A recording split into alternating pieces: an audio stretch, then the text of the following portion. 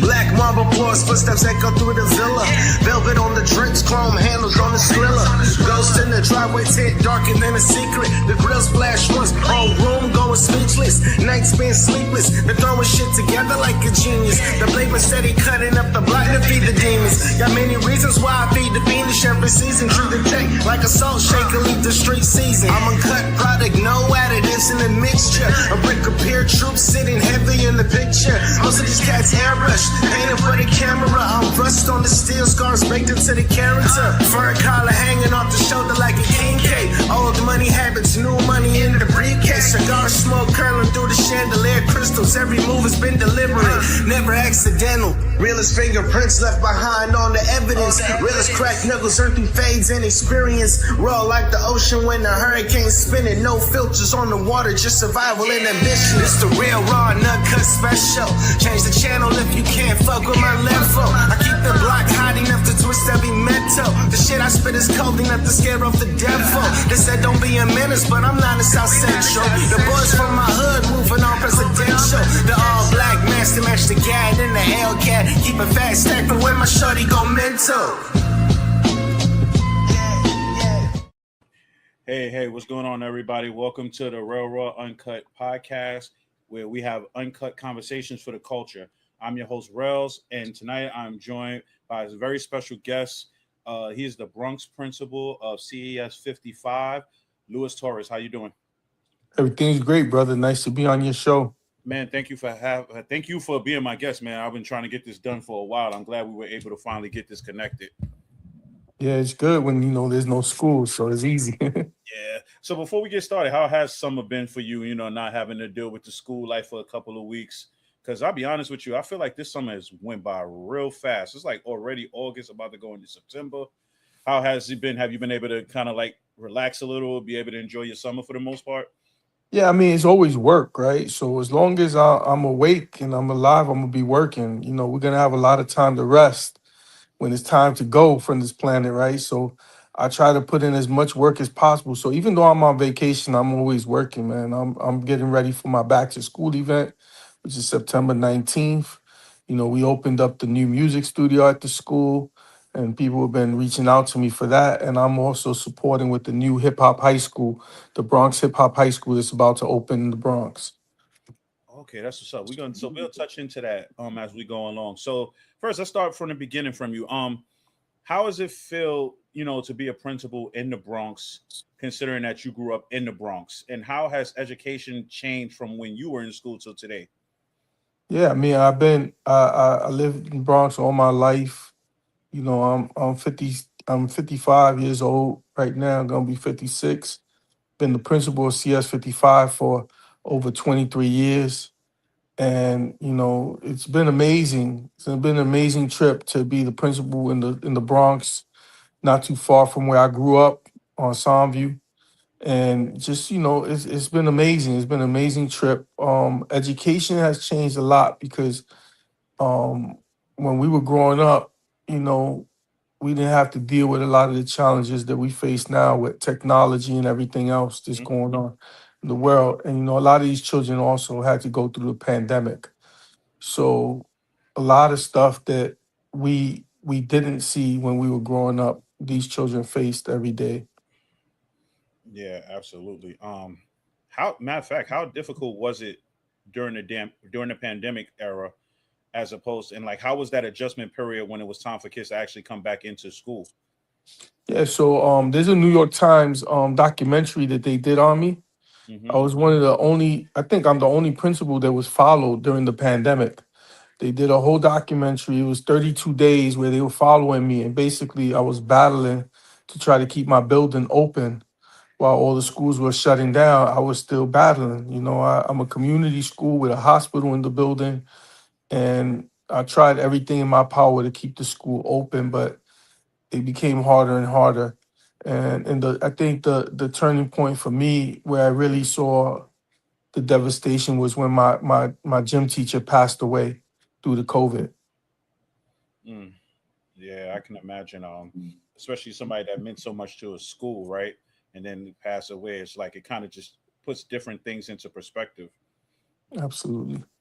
So, what is it like being a principal? Like, give us a day to day of what it's like being a principal in a school, not only in a public school on top of that, but in a school that's like literally in the heart of the South Bronx. Yeah, I mean, we serve the poorest congressional district in the country, right? So with that comes all the challenges. I wrote a book called The Six Priorities for a reason. For a lot of our families, education is not the priority. There are five other basic things that come before education. It's not because the families don't value education, is that life's necessities outweigh education for a lot of families. So food, shelter, safety, health, and access to technology come first. And we got to make sure that we address those basic needs so that we could then focus on educating the child. A lot of people talk about chronic absenteeism, why children, are not coming to school. A lot of it has to do with just the challenges children have to getting to school, and I recently posted on social media, if you don't feed the children, they'll eat the teachers. And, Mm-hmm. and the reality is, a lot of our children don't have food the way we had food growing up. Our parents always had food available. These children are facing poverty, hunger, and a lot of challenges that that a lot of us didn't really have to face. We might have had it bad, but for some reason, I felt like even though I lived in a rough community and during rough challenges, food was never a problem, right? So it's just the challenges of life that outweigh education for a lot of our families. And in the Bronx, where my school is located, unfortunately, those challenges are greater. I can agree with you 100% on that one.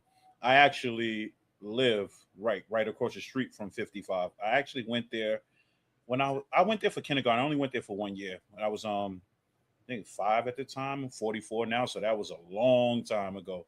And you can tell, like, situations get worse in the neighborhoods that we're from, and sometimes, as a kid who might be struggling at home, coming to school probably is like a way out, an outlet. Like you said, people like struggling to eat, stuff like that. Um, Coming to school to sometimes to get a good meal, sometimes just to get away from whatever madness they're going through at home. Um, school means a lot if you really like, if you can really think about it. Because like for me growing up, I don't think I appreciated school as much as I did until after I was finished with it, because whatever you like I said, whatever you're going through at home, sometimes school is just an outlet. You have friends there, you can talk to your friends. Some teachers are really cool teachers, like you principal being there for 23 years. I'm pretty sure you built a lot of relationships with students that are there now, that were there in the past, parents as well. How were you able to build trust within the community, within the parents, within the students?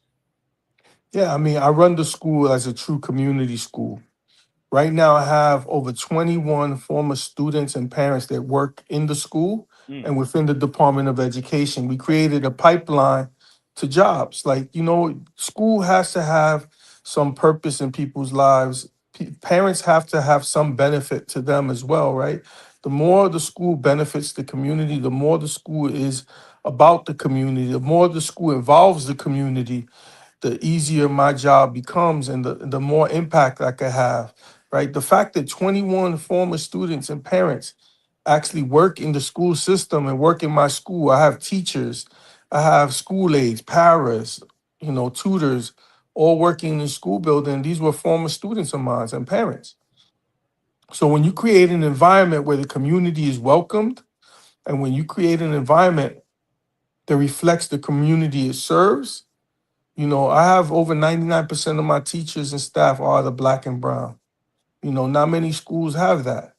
We have more and more men coming into the school, and we're really, changing what a school community should be. And it's had a great impact. We even teach African languages in my building mm. because, in that community where we live, where we work and everything.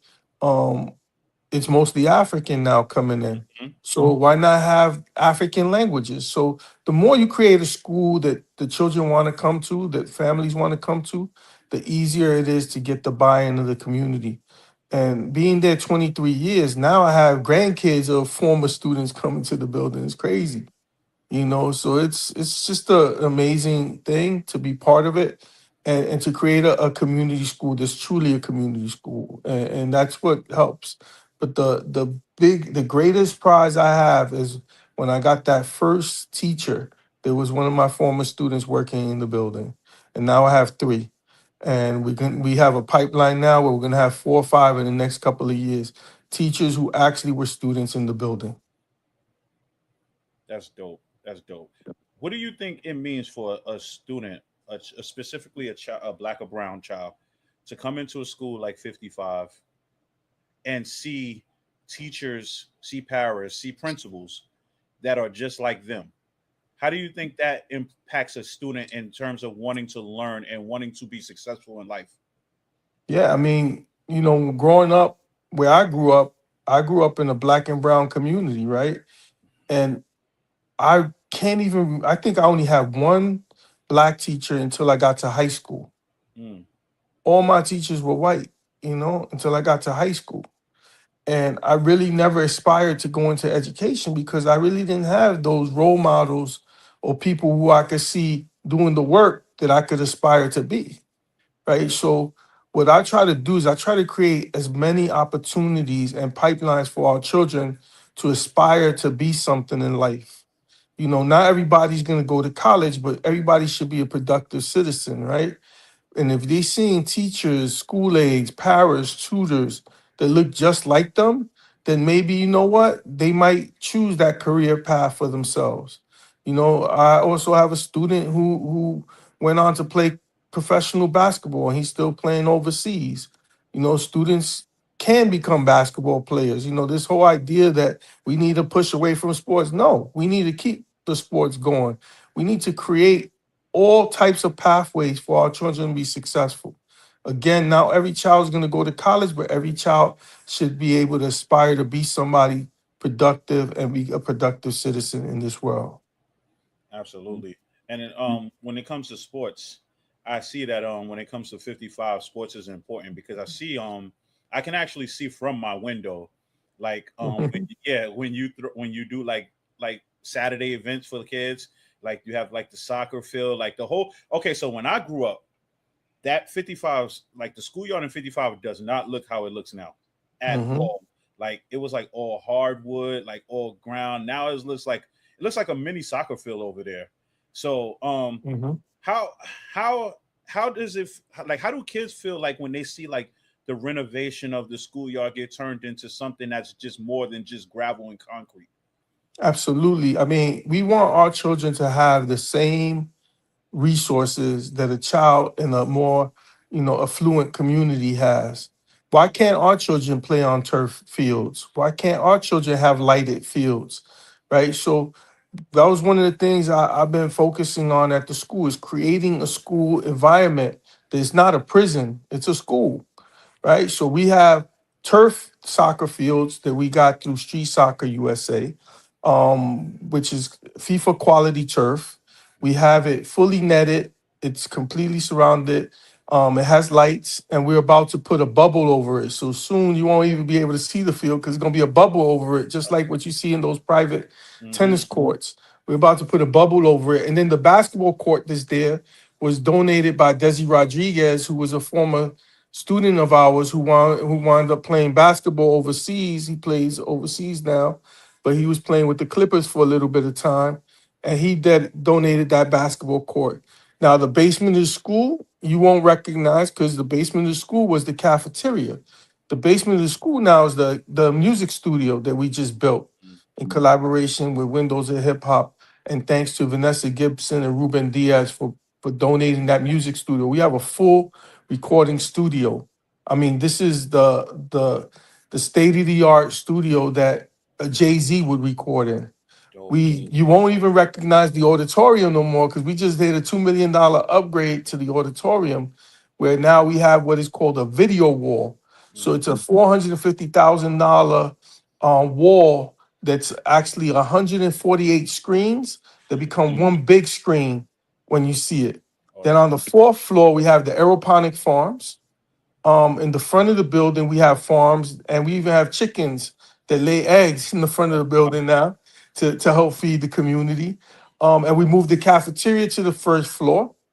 And then on the third floor, Jazz Chisholm from the New York Yankees donated a state-of-the-art computer lab, of which has two flight simulators in there. So we're even teaching children how to fly planes dope. from there. And the teacher for that class is actually a former student who I just hired this year. He's an engineer and he is going to be the technology teacher for the school. And then these are just like little upgrades that we're doing to the building, so that the children have the same resources and probably even better resources than a lot of the private schools and the schools in more affluent communities, because every child deserves to have equitable resources. That's dope. That's dope. So what is the process like for that when you're trying to get these upgrades? Like, because I can imagine that it's quite a struggle before someone higher up approves this.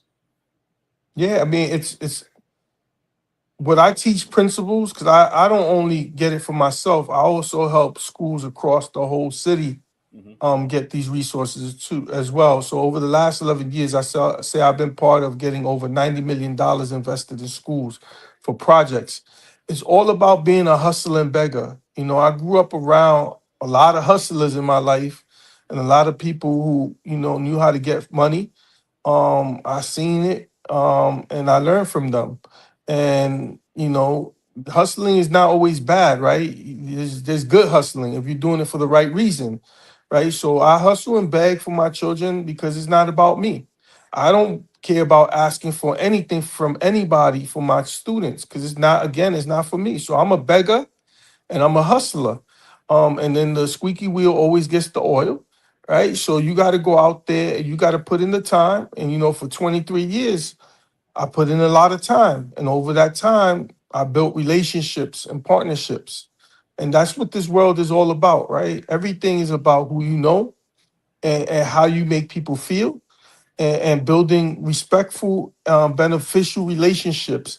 And like I always tell people, is the children are nothing, and because people know that everything I do is about the children, it's okay for them to invest in me. So, a lot of it is just you going and being a beggar and hustler, because at the end of the day, it's not about you, it's about the children. Absolutely. So do you feel like it's harder to get these like things, these upgrades, considering the neighborhood you're working in, as opposed to, let's just say, if you was working in, let's just say, Lower Manhattan or something like that? Yeah, I think it's always going to be a challenge for us because we know it's just the nature of the world, right? Hmm. Even when I became a principal, I had to work twice as hard to get to where I am, to be a principal. We're always going to be faced with extra challenges. But I've been very fortunate, and I've been blessed with the elected officials that have been part of the Bronx because they've always been willing to work with the schools. I don't know how people feel about other things that they deal with, but when it comes to schools, we've been very fortunate. So we've had Althea Stevens, Chantel Jackson, Vanessa Gibson's have been incredible over these years. She's dedicated so much money towards the schools. Hmm. You have Ruben Diaz Jr., who was doing amazing stuff for the schools. Before him was Adolfo Carrion, Louis Sepulveda. It goes on and on and on. The elected officials, one thing that they get right is definitely investing in schools and making sure the schools have the resources they need. That's what's up. Um, let's dive back a little bit outside of the school thing. Let's go back because I don't think a lot of people know. If they do know, then maybe they do. But if they don't, I'll give them a little insight. You served in the military. Yes. Um, how was that like? What was that experience like? And how did it shape you for the world that it was after you were done with it? Yeah, I mean, the way I got into the military wasn't good, right? So I went to Stevenson High School in the Bronx. I was a great, amazing artist growing up. I was into graffiti. I was a great artist, but nobody took the time to know that I was an artist. Hmm. So nobody really invested in me. I didn't have no opportunities to go pursue a career in arts. But when I got to high school, it got worse. I had a high school at the time. They called them guidance counselors. Now they call them school counselors. But back then they called them guidance counselors. Lady that didn't look like me, didn't come from our neighborhood. Had me take this ASVAB test, which was a computerized test that was supposed to predict like what you can become in the future. Right? It's Crazy. crazy. Crazy, crazy, right? So the computer, I guess, predicted that I would not be successful in college, or the school counselor, guidance counselor, felt I would not be successful in college. She literally told me that if I went to college, I would probably drop out and not be successful. And she recommended I join the military. So I Wait, wound up joining the military because she did not feel that I would be successful in college. Now, when I go into the military, that is so right? crazy to me. Yeah, when I go into the military, you could only imagine, right? I'm a Hispanic guy from the Bronx. Mm-hmm. I have a background, black culture background and hip hop background and you know, Puerto Rican background. And when I get to boot camp is the first time that I really experienced racism.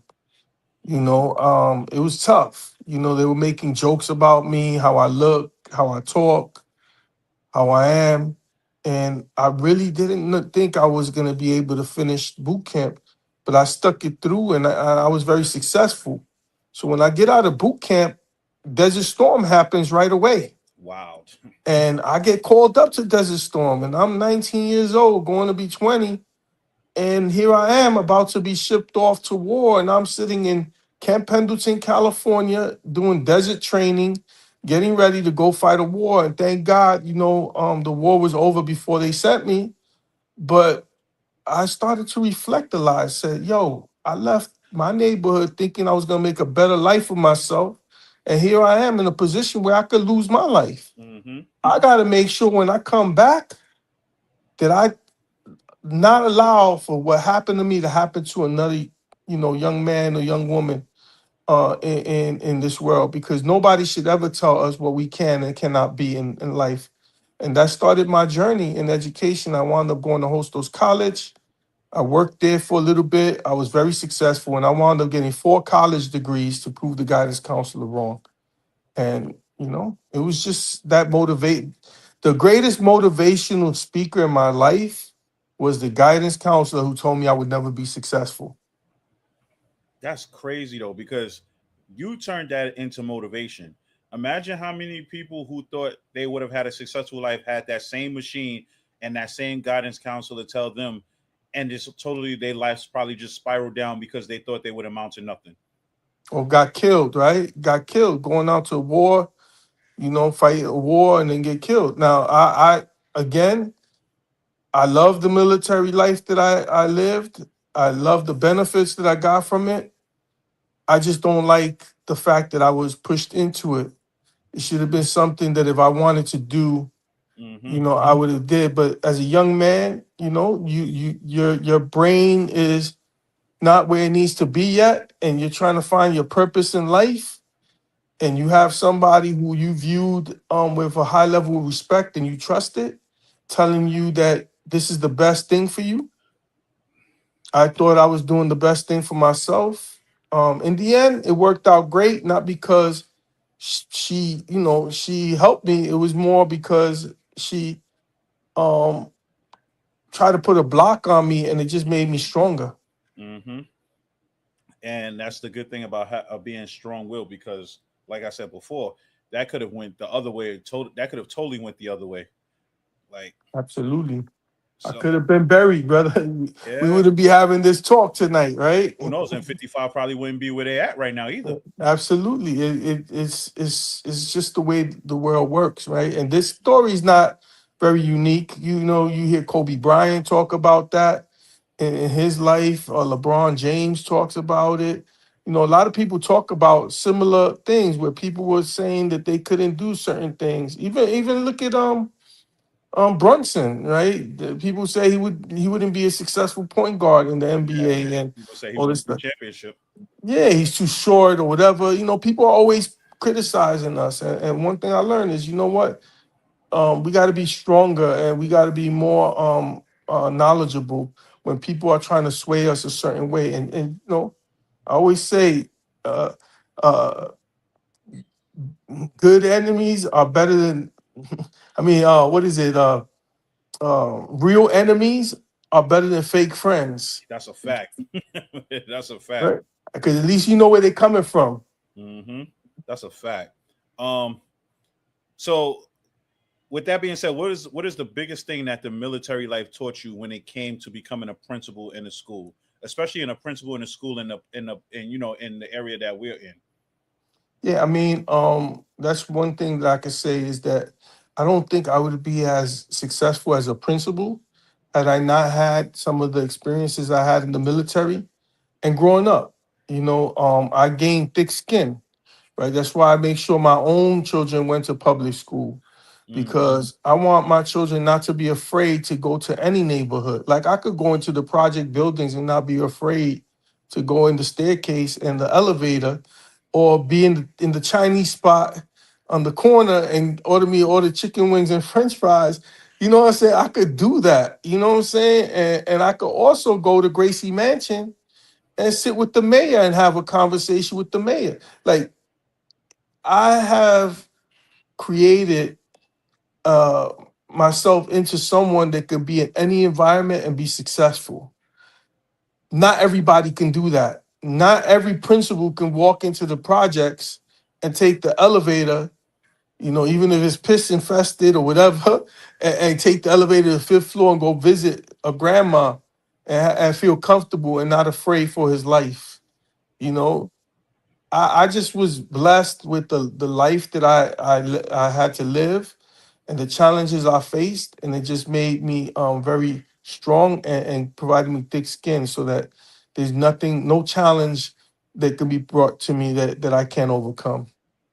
that's dope. So, you mentioned about the school that you guys have like a recording studio inside the school.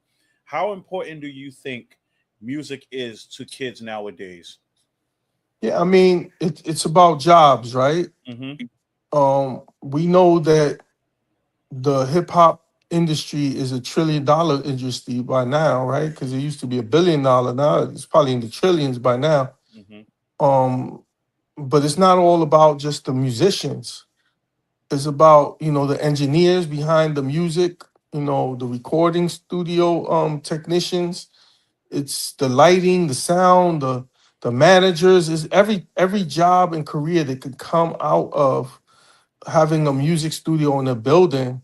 The career paths that can come from that are incredible. Yeah. The upswing is incredible. Like you can get an engineer, sound engineer, that comes from 55, right? And is inspired at the age of 10 to then pursue that as a career in the future and then wind up being, you know, somebody who controls TV stations. You know, we never know. You just gotta, you know, create those opportunities for our children and create those career paths and just give them every opportunity to be successful and pursue those careers that they want to do. So every job, every opportunity that I can offer the students, I'm going to offer it at the school. I'm going to create as many pipelines as possible so that our children can view themselves in whatever career that they aspire to be in. That's dope. That's dope. How many students do you see that probably may come to school, probably depressed, probably like, and I'm going from, let's just say, the beginning of a school year to the end of a school year. Obviously, when you get like a new batch of students in, sometimes they seem like they may be in a good headspace, and sometimes they go through a lot because kids go through a lot outside of school that a lot of people really don't know about. From the time they're in school to the time like they finish school, like what is the biggest change you see in a kid that may come in September and leave in June? Yeah, so even not even from September to June, from kindergarten through fifth grade or pre-K Yeah. to fifth grade, our children are in high demand. So middle schools want our kids now. And one there was a time where 55 students were not wanted by other schools, Yeah. right? You Hmm. know, those are the days where they used to call 55 filthy five, you know, and those names and stuff that stood with 55. We changed the culture. Everybody wants our students now. Why? Because one thing that we do at our school is we take the baggage off their backs. We get all the mental health supports in place. We provide them all those resources that they need to be successful in middle school and on to high school. So when you look at our school and you look at our data, you say, wow, that school is probably not doing too good because the reading level or the math level, it's more than reading and math levels. We don't turn children away. We take every single child that comes through our door, we accept them, whether they're on the spectrum with some kind of special need, or if they don't speak English, we accept them. We're not like other schools that may kick them out or don't accept them because they don't want their reading levels or their math scores to go down. So we catch children where they are. And you know what happened this year? We had over 100% of our students show growth in both reading and math. That's And dope. that's every year in our school because we don't focus on just performance because not every child comes at the same level, Mm-hmm. right? And this whole misconception, oh, children can't read. You know what? You got to get them where they are and you push them as far as they can get. Not Mm-hmm. every child is going to come in reading, right? So there are some schools where every child comes in reading, but are they really progressing? Let's compare the progress. So at our school, the children come in very low functioning, and we get them to perform to their best of their abilities. And then when they get to fifth grade, middle schools want them because they're very successful in middle school because their mental health is good. Their Mm-hmm. mental is right. So when they get to middle school, they focusing on education, and then they're very successful in high school. And we know that our students are going to be very successful. So for us, we focus on growth. And again, this year we had over 100% of our children show growth academically. And then as far as mental health, think about it, right? For me to have 21 former students and parents working in my building, that means that they had to be successful Mm-hmm. through college because you can't be a teacher unless you get your master's degree and your education license, right? You can't be a teacher assistant without getting that as well. And you can't even be a school aide without finishing your high school diploma. So we are creating productive citizens and we are creating individuals who are able to create careers and be successful in life. And that is what we do at our school.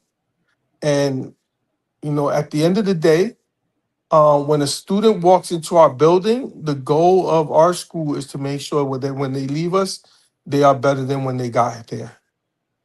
Absolutely. Absolutely. Speaking of mental health, being a being a principal for 23 years, dealing with kids in the neighborhood that you deal with in, how do you decompress? Yeah, I mean, a lot of it is, first off, growing up where I grew up, the challenges and when you learn about mortality early in your life, Mm-hmm. you tend to see the world differently.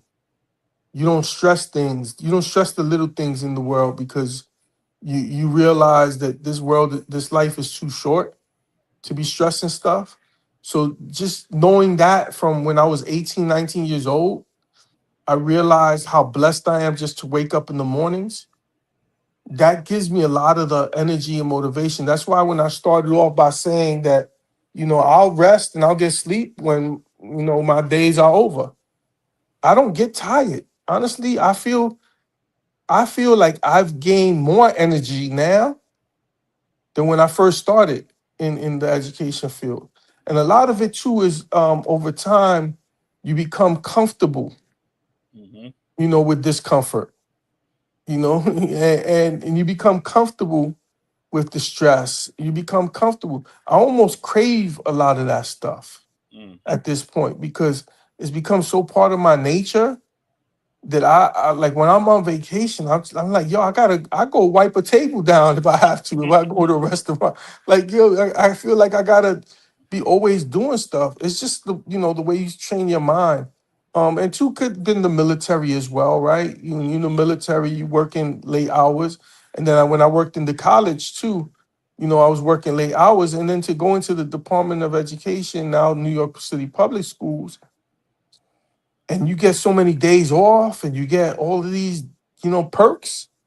Yo, I'm just blessed, man. It's just a blessing. And that's why I don't understand why black and brown people don't go into education because it's one of the best jobs, one of the best careers you could have. So the job in itself, because I love it, gives me the motivation and energy I need. So when you're doing things that you love to do, it's not that hard to decompress. It's not that hard to be successful. You know what really stresses me more than anything is not the children. It's not even the community I serve. It's when you dealing with adults that don't care about children. Mm, That's my biggest pet peeve. mm, I'm all about the children. So if you prove me that you're not about children, that's what stresses me. hmm.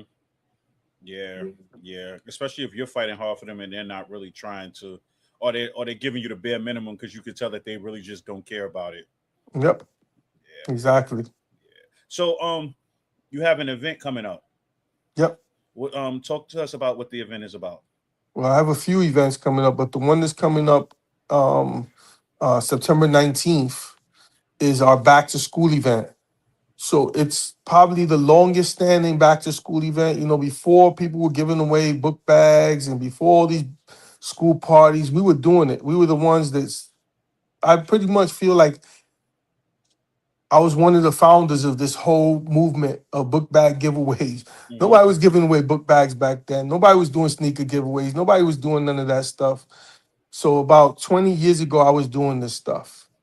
I had started doing book bag giveaways and stuff. So now we've grown to the point where we do 2,000 book bags and 1,000 pair of sneakers go out Oh, dope. on the 19th. We want all of our children to get sneakers. The book bags are for the whole community. So we got 2,000. Golden Corral's coming out to provide food and support to the event. We have some performers coming out. NYPD comes deep at this event. The FDNY comes out deep on this event. A lot of our partners like Scan Harbor, Montefiore.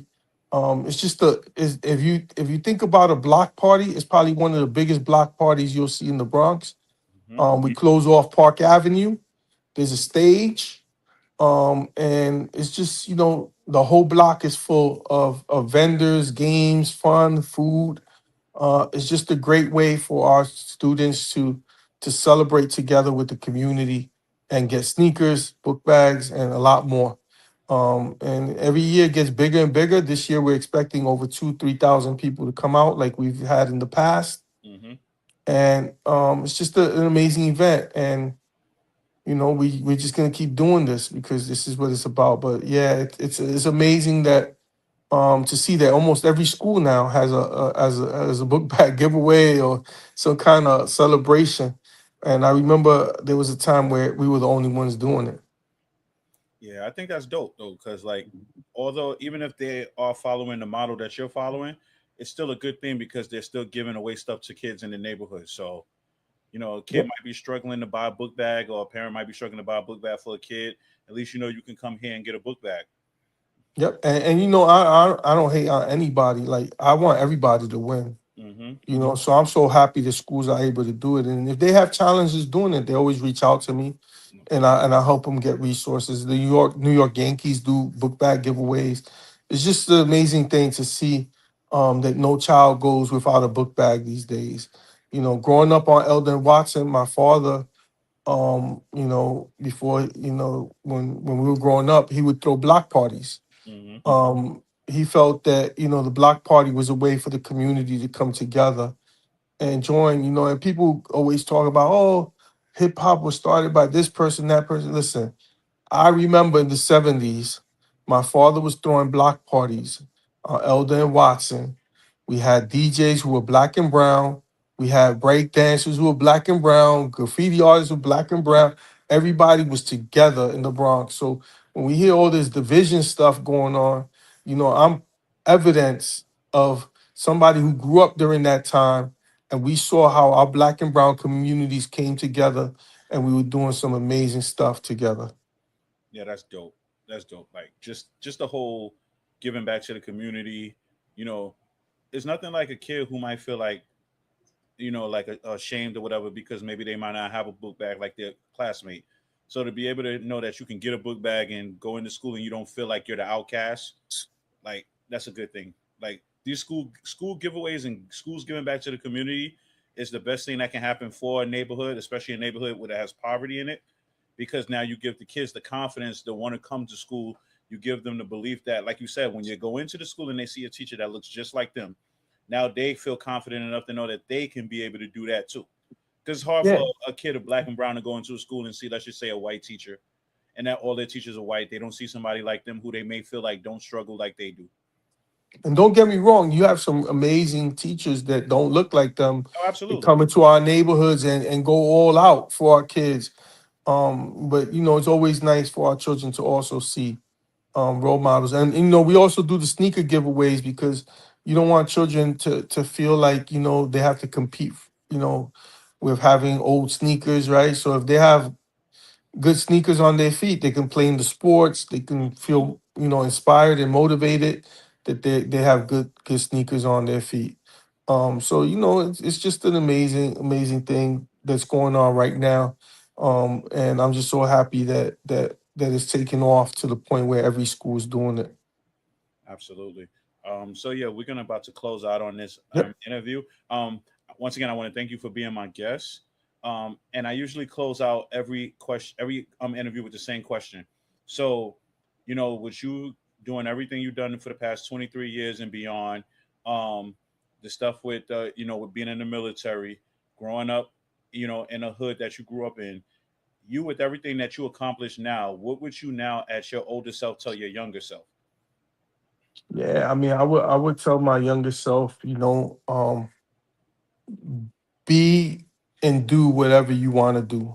Don't allow anybody to tell you what you can and cannot be in this world. You're gonna run into a lot of people that love you, but you're gonna also run into a lot of people who don't. Stay focused on yourself, build yourself, be your only competition. Don't compete with anybody. Compete with yourself. As long as you beat yourself every year and you make yourself better every year, you're gonna be very successful. We are all goats because we are the greatest version of ourselves that we can be. Right. So we're all goats. We're all one of ones. There's nobody else like you in this world. Right. So just be the greatest version of yourself, and we are all goats. Great way to finish it off. Thank you once again, Mr. Torres, for being my guest. Continue to keep Absolutely. doing what you do. Continue to keep inspiring others, and just continue to just stay focused and do what you've been doing for the greater good.